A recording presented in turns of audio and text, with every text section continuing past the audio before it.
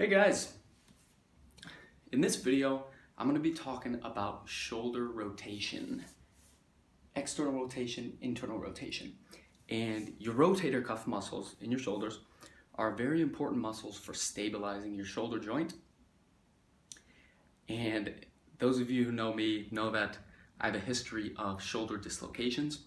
So, understanding the function of the rotator cuff and shoulder rotation is very important for me in treating my injuries. And for those of you who maybe you haven't had a shoulder injury, but you're interested in quality of movement and getting rid of the aches and pains of modern life, this video will help you as well, because shoulder rotation is involved in most upper body movements that we do, including walking, reaching your arms out to type at a desk, holding your phone up to your ear to talk on a phone. Shoulder rotation is involved in a lot of these movements.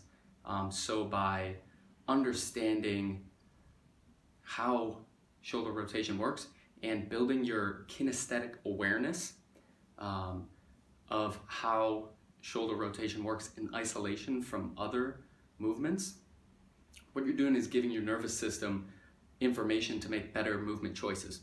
So if you are interested in moving easier and moving with less pain and tension, then this video is going to help you. All right, so what we're going to do is I'm going to walk you through a very gentle exercise of shoulder rotation in action, and we're going to be practicing internally rotating and externally rotating the shoulder in isolation from other shoulder movements. So what we're not going to be doing, what we're not going to be doing is moving the arm like that. We're not going to be moving the arm like that. We're not going to be moving the arm like that or like that. And we're not going to be moving the shoulder blade up or down or forward or back. All we're going to be doing is this shoulder rotation. And this might, be a little challenging. It's not going to be strenuous, but it may be challenging. I know it definitely is for me with my history of shoulder problems. So, okay, so what I'm going to do is put my elbow on this chair, just about that, so we can go outside and inside. I'm going to put it on the edge of my chair because I want to keep my elbow still, and I want to keep my shoulder over my elbow, so my upper arm is as still as possible the whole time. And we're going to be just going like this, rotating it in and out. Now to start, I'm going to just lightly open and close my hand very softly. And what this is doing is just lowering the overall tension in my muscles. And when we lower the tension in our body, we're able to notice smaller changes. So we build up our awareness. And then what I'm going to do, again, I'm going to externally rotate like this, go out. And again, I want to make sure that I'm not moving like that, or like that, or like that, or like that. And I'm going to lift my hand just a little bit off the chair, just because of the friction. It'll make it stick. And I'm just going to rotate slow.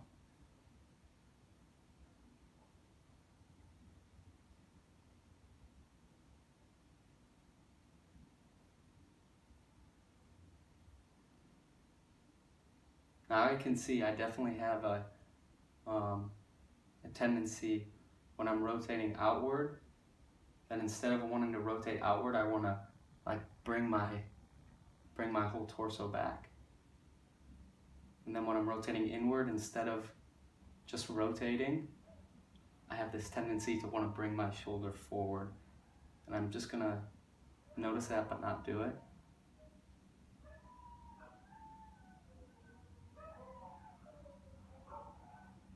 Again, we're gonna do this really slowly.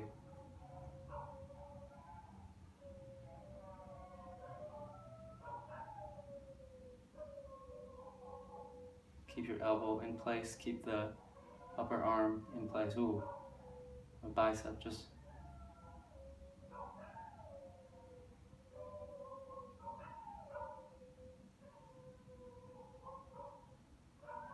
Come back. And notice what's going on in the rest of your muscles. Do you notice that some muscles wanna work, and because you have a habit of squeezing them? If you notice it, just breathe into it and let them relax, and then just go back to the rotation.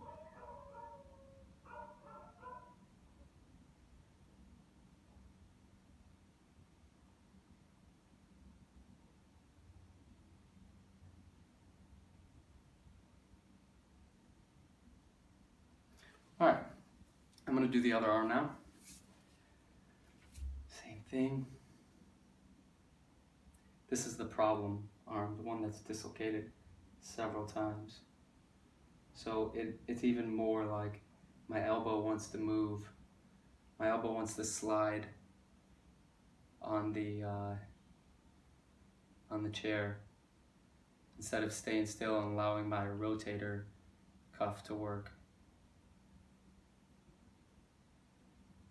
Yeah, and I noticed like the muscles in my neck just really releasing here. Ooh.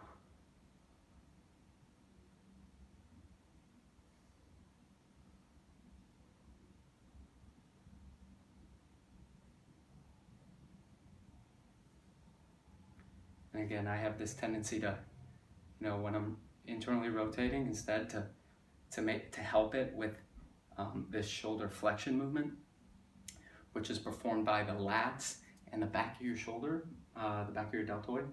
So by doing this and inhibiting that shoulder flexion movement and just doing the internal rotation, I could feel the lat muscles and the posterior deltoid relax, which they are kind of in this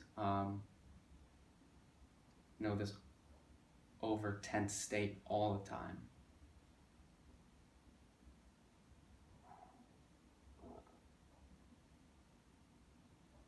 Now I'm gonna go external. Oh yeah, see it wants to go back. My arm wants to move, and because it's in the habit of doing that. But when we do this slowly and smoothly and gently, again, we're giving our nervous system options so that we can choose the more efficient one. And oftentimes that our habitual patterns aren't the most efficient or effective, but they're the most familiar. So they take the least amount of cognitive effort. So when we're doing this really slowly, it takes a little more cognitive effort. But when we give our nervous system more options to find the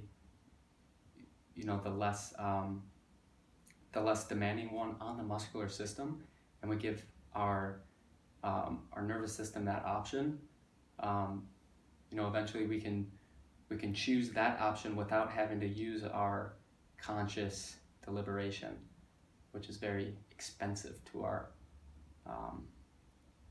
overall energy.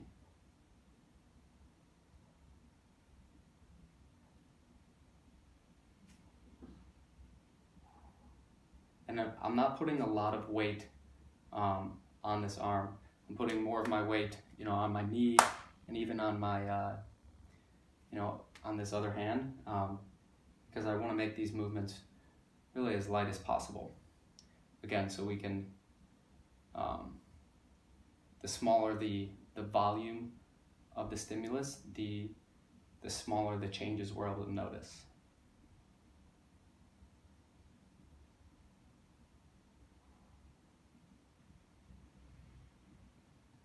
And yeah, I should be looking at my shoulder and my arm just to, to get that visual information that it's not moving. And I noticed I was a little bit.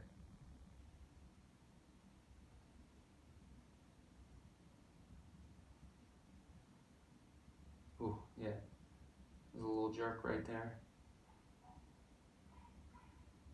Coming back slowly. Keep that arm still.